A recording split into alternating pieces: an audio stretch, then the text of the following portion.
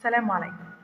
المشكلة النهاردة بقى مش هاقول لكم بعتت لي بقى في رسالة أو أي حاجة، ده كنا قاعدين مع حد كبير في السن، قال كده بالضبط: في بلد فلاحين في ست كبيرة في السن، شُفتوا كبيرة في السن حُط تحتها 100 خط، دي كانت غضبانة من جوزها. بيحكي الحكاية وبيقول: الست دي فلاحة وعندهم بهايم بتحلب، فجات من الغيط مرة جوزها قال لها احلبي الجاموسة. فهي كانت تعبانة من فترة بالأعصاب في إيديها، عندها شرايين عايزة تسليك في إيديها. فالست قالت له: أنا مش قادرة. طيب ممكن أجيب لك العشاء الأول؟ فحطيت له يتعشى، وبعد كده قامت علشان تقول له: أنا تعبانة مش قادرة. فإزاي هو عارف إن هي بقالها فترة تعبانة ودي ست كبيرة؟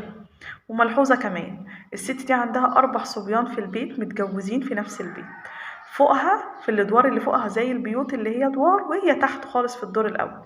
وكل الحوار ده داير ما بين الزوج والزوجة، هي ست كبيرة في السن يعني جدة. أنا بعيدها تاني عشان هنعرف ايه اللي حصل بالظبط. وبعد كده قالت له: أنا مش قادرة علشان مش قادرة أحلب، إيدي تعبانة. هو كان عارف.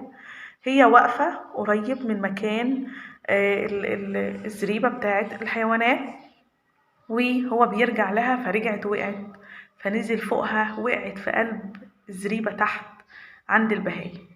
فهو نزل فوقها بإيد الكوريك ده اللي هما بيقلبوا بيه المونة والحاجات، بالخشب على دماغها، عجنها خبسها ببعض كده. وبعد كده أخدها وداها لأهلها، أمها وأبوها موجودين وهي ست كبيرة وهم ناس على قدهم خالص. قعدت شهر كامل عند بيت أبوها، محدش يسأل عليها من 4 ولادها الرجالة الكبار، لأن أبوهم مانعهم وأبوهم شديد ورماها بعد 30 أو 35 سنة جواز. وكان لها بنت كمان وحيدة، والبنت دي راحت تزور أمها وتشوفها. راح أبوها اتصل بجوزها، اداها حتة علقة محترمة تحلب بيها، جسمها كله كان متعلق.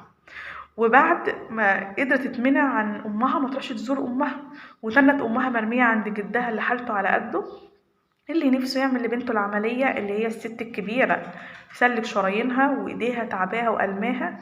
طيب، لك ان تتخيل الست الكبيره بعد 35 سنه من الزواج وجده لا يسال عليها ابن، وبنتها لما سالت عليها انضربت.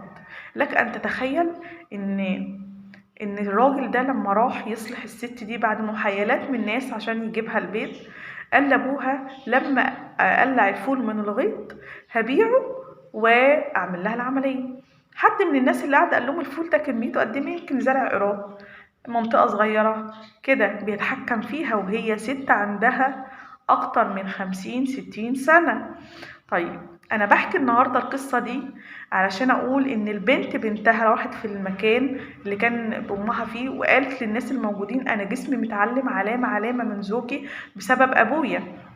ده حاجة من أرض الواقع حصلت أهي لحد. وكمان مفيش راجل من الرجالة ولادها راحوا سألوا عليها ليه. دي حاجة اتعلمنا احنا بقى كبنات صغيرة، إن لا زوج بتنفع ولا ولاد بينفعوا، إن الست تضحي طول عمرها ويجي زوج قليل الأصل في السن ده يبهدلها ويعمل معاها كده. طبعا القصة دي مش هتنطبق على كل الناس، في ناس كويسة جدا وبتحترم سنها وبتحترم العشرة وكل ده، بس في ناس من قهر المجتمع كده زي اللي أنا بحكيه ده بهدلها البهدلة دي كلها، والمفروض هي محتاجة عملية وهو عارف كده. ده كمان عايزة أقول ملحوظة مهمة، ان ال4 رجاله دول امهم مش في دماغهم، لان هم لهم ستات بياكلوهم ويشربوهم مسؤولين عنهم، مش محتاجين امهم بمعنى اصح، ما دوروش عليهم. وشديت ابوهم 60 ما ابويا شديد، دي امي، ما اروحش ان انا اشوفها وابص عليها واقف وحتى اعمل لها عمليه ولا كده. ادي موقف من المواقف اللي اتعلمنا احنا ان الست ما يربطهاش مع الراجل غير ورقتها، لان هو الزوج اللي ضربها وبهدلها وراحت عند بيت ابوها هدومها متعاصه بقى.